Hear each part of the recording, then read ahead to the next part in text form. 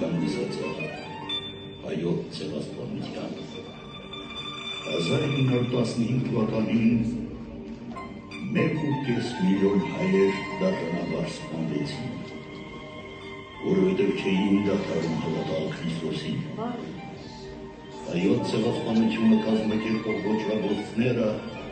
մինչ օրս չեն մեղադրված և չեն դատապարտված։ Սա է պատմությունը։